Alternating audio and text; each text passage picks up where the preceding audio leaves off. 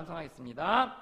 하나님이 세상을 이처럼 사랑하사 독생자를 주셨으니 이는 그를 믿는 자마다 영생을 얻게 하려 하심이라. 우리는 여기서 세상이라는 단어에 많은 사람들이, 많은 크리스찬들이, 많은 하나님의 백성들이 자기의 이름을 넣어요. 그래서 이렇게 말합니다. 하나님이 나를 이처럼 사랑하사 독생자를 주셨으니 이는 그를 믿는 내가 구원을 받게 하려 하심이라 라고 말하는 거예요. 그런데 여기 이 성경에서는 결코 나뿐만이라고 기록되어 있지 않습니다. 요한복음 3장 16절에서는 하나님께서 세상을 이처럼 사랑하사 독생자를 주셨다고 말하고 있습니다. 이 세상에는 믿음이 강한 헌신자와 말씀을 열심히 알아가는 자라가는 사람뿐만 아니라 믿음이 연약하여 확신이 없는 그 사람까지도, 말씀의 원리를 알지 못해서 개념 없는 말을 할 수 있는 그런 사람까지도 구원하기 위해 예수께서 핏값을 치렀다고 분명히 기록되어 있습니다. 여러분, 우리 눈앞에 있는 그 믿음이 연약한 사람들을 볼 때 우리는 그 사람을 바라보며 어떻게 생각해야 될까요? 과거에 우리 정죄하는 마음이었다면 이제는 그 믿음 연약한 사람들을 보면서 단 한 문장의 문장을 우리는 떠올려야 되지 않을까요?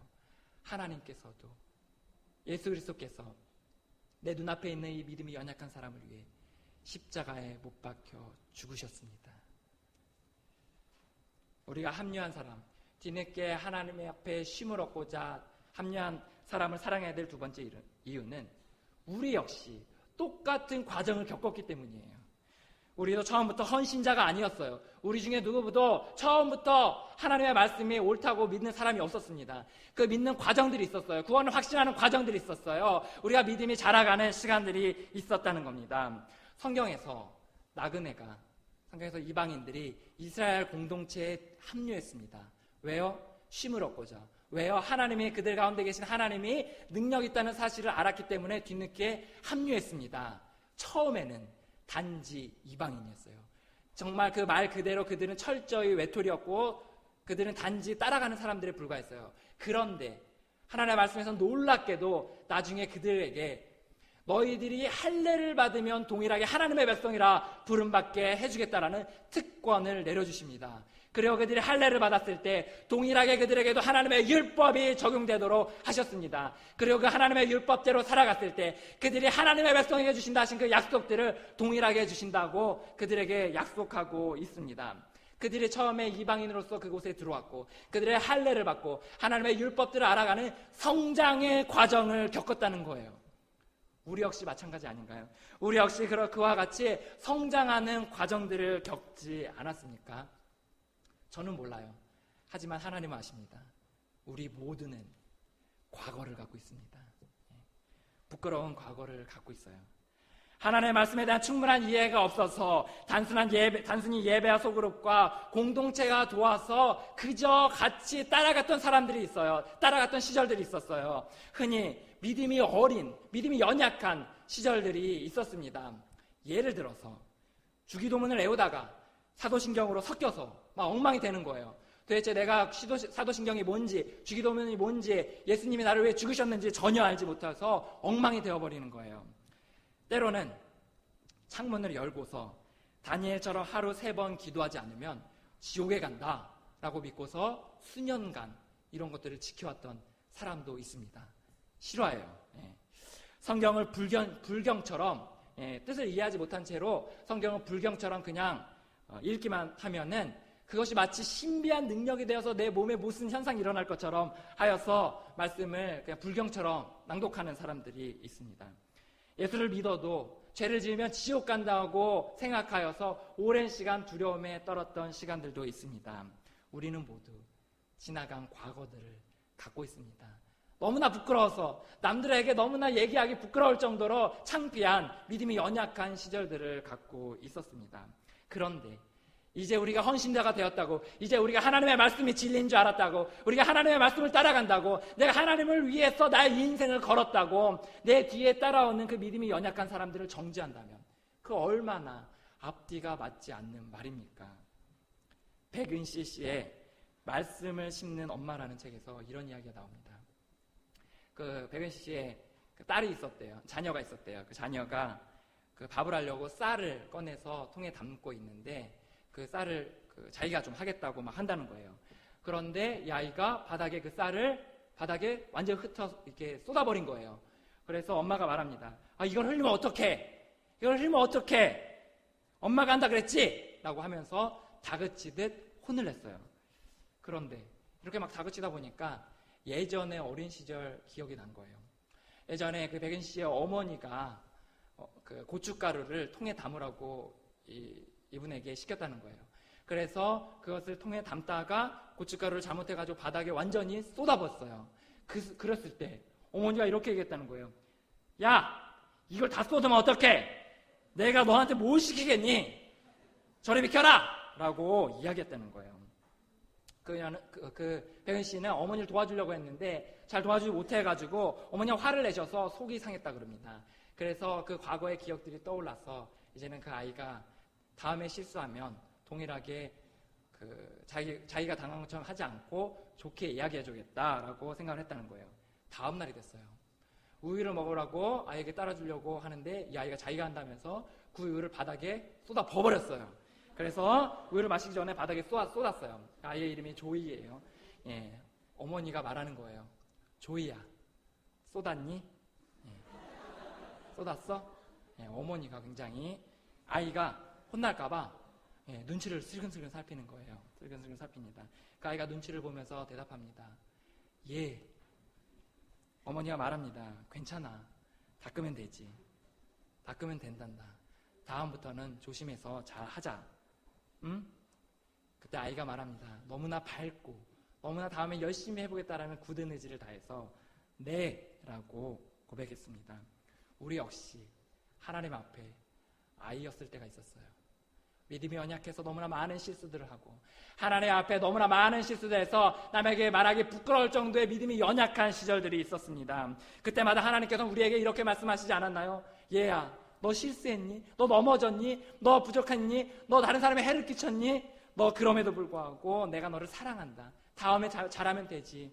다음에 너가 더 힘을 내서 다음에 같은 실수를 안 하면 된단다 라는 수많은 고백들을 우리 하나님 앞에 듣지 않았습니까? 우리 하나님 앞에 수많은 용납과 용서를 받았음에도 불구하고 우리가 그 누구를 정죄합니까? 우리가 그 누구에게 손가락질할 수 있습니까? 우리 그들에게도 동일하게 이야기할 수 있지 않을까요? 실수했니? 넘어졌니? 다음에 잘하면 된단다. 누구나 그러한 과정을 겪는단다. 여러분, 믿음이 연약한 사람을 만날 때마다 우리는 우리의 과거를 생각하게 됩니다. 하나님께서 우리 앞에 믿음이 연약한 사람을 보내신 것은 내가 그 사람보다 낫다, 더 높다라는 것을 확인시켜 주려고 하심이 아니에요. 하나님께서 우리 앞에 믿음이 연약한 사람을 보내주신 것은 나의 믿음 없던 과거를 돌아보고 더 겸손해져라, 그 사람을 사랑하라 라는 하나님의 메시지요, 사인입니다. 나의 믿음 없었던 과거를 되돌아보고 같은 처지에 있는 그 사람들을 하나님께서는 사랑하라라고 꾸준히 우리에게 요구하고 있습니다. 로마서 5장 8절, 우리가 아직 죄인 되었을 때 그리스도께서 우리를 위하여 죽으심으로 하나님께서 우리에게 대한 자기의 사랑을 확증하셨느니라. 우리는 예수님을 알지 못했을 때 죄인이었습니다. 아니, 예수님을 믿었어도 미성숙해서 주변을 불편하게 했던 불편한 사람들이었습니다. 우리의 연약한 시절들을 기억해 봅시다. 우리의 연약한 사람들의 시절들을 기억할 때 우리는 우리 주변의 그 누군가, 믿음이 연약한 사람들을 용서하고 용납할 수 있게 됩니다. 나그네를 사랑하라라고 할 때 이 사랑하다라는 단어에서 이 사랑하다라는 단어를 동일한 구문에 또 다른 구문이 있어요. 뭐냐면 예수님이 제자를 사랑하시다라는 단어와 동일하게 사용되어집니다. 예수님의 제자들을 어떻게 사랑하셨습니까? 그들과 같이 많은 시간들을 보내셨습니다. 같이 먹고 자고 다니셨습니다. 같이 다니심으로 선한 영향력을 끼치셨습니다. 또한 예수님은 그들의 신앙 성숙에 관심을 갖고 계셨습니다. 그들의 신앙을 주목해서 보셨어요. 상황에 따라서 말씀으로 필요를 채워주셨습니다. 의도적으로 훈련할 수 있는 환경들을 마련해 주셨습니다. 예수님은 믿음이 연약한 사람들을 인내하셨습니다. 제자들은 지독하게도 믿음이 없었어요. 예수님의 수많은 이적과 심지어 부활의 순간을 목격했음에도 불구하고 예수님의 승천하기 이전에 그들은 믿음이 없는 사람들, 믿음이 연약하여 예수님의 승천을 믿지 못하는 사람들이 포함되어 있었다고 마태복음 28장에 기록되어 있습니다. 하지만 예수님은 인내하셨어요. 또한 예수님은 그들을 용서하셨습니다. 제자들이 어떠했습니까? 제자들은 예수님을 배신했습니다. 예수님을 위해 죽겠다고 외친 이들이 정작 체포되고 저항할 의지가 없는 예수님의 모습을 보고서 등 돌리고 예수님을 배신하고 도망갔습니다. 심지어 그들 중에는 예수님을 판 사람도 있었습니다. 예수님은 자신을 배신한 이들을 다시 찾아가서 죄에 대해 묻지 않으셨어요. 오히려 죄책감에 고개를 들지 못하는 이들을 만나셔서 그들에게 사랑을 확인시키셨습니다. 그리고 다시 주님이 그들을 처음 불렀던 그 부르심의 소명을 확인시켜 주셨습니다. 유다 역시 예수님은 그를 책망하지 않으셨어요.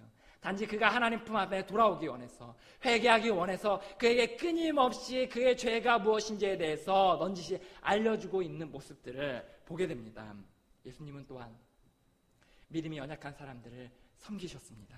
예수님은 제자들을 섬기셨어요. 예수님은 그들을 섬기기 위해 왔노라고 분명히 말씀하고 있습니다. 아니, 섬기기뿐만 아니라 자기의 목숨까지 내어주겠노라고 그 제자들을 사랑한다고 말하고 계십니다. 그리고 성금의 본으로 그들의 발을 닦아주는 의식을 합니다.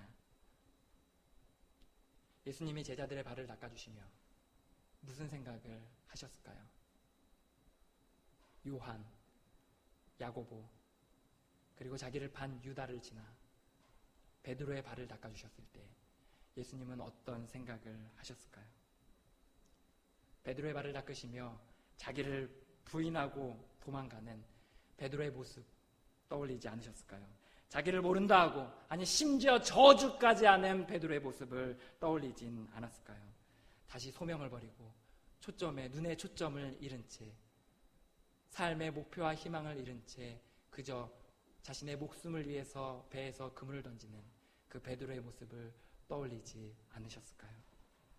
예수님은 그 베드로의 발을 닦으시며 아무런 말씀도 하지 않으셨습니다. 말없이 그의 발을 구석구석 닦아주셨습니다. 믿음이 연약하여 예수님을 부인하고 저주했던 베드로는 예수님의 책망과 예수님의 지적이 아니라 예수님의 인내와 용서로 말미암아 변화되었습니다. 그리고 변화 후에 사도 베드로는 예수님을 위해 십자가에 거꾸로 못 박혀 그의 마지막 인생의 마지막을 다했습니다.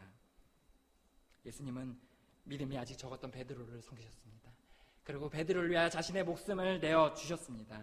그리고 저와 여러분을 위해 자신의 목숨을 내어주신 예수님은 동일하게 우리에게 말씀하고 있습니다. 너희 가운데 있는 믿음이 연약한 사람을 섬기라 라고 말씀합니다. 사랑하는 여러분, 예수님께서 십자가에 우리의 죄를 위하여 죽으심을 기억하는 이 사순절이 지나는 지금 당신에게 맡겨주신 그 믿음이 연약한 사람은 누구입니까? 그리고 그 믿음 어린 지체를 예수님이 나를 위해 묵묵히 발을 닦아주신 것처럼 그 지체의 발을 묵묵히 닦아주시진 않으시겠습니까? 우리 같이 눈을 감고 하나님 앞에 나아갑시다.